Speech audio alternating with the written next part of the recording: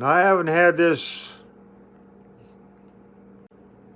gun that I got. It's this coil nail gun. But I had a problem with the trigger on it. It was double firing almost every time I touched the trigger, and I had to. There was an adjustment on there to adjust the trigger, and that's all it took, and it made that gun just beautiful now. And I had let's see what. Oh, I had another my framer. It was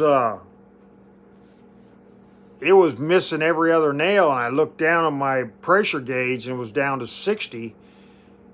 And I forgot to turn on my air compressor, and I turned it back on, or whatever, opened it up or whatever, and it jumped up and it didn't miss a beat. So if you got problems with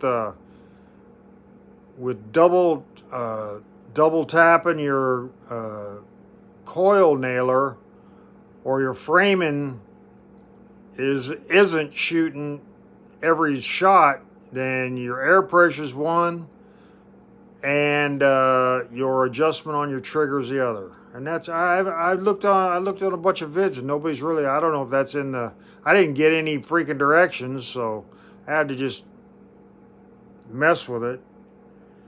So if you got problems with that, I'm just gonna leave that as a title.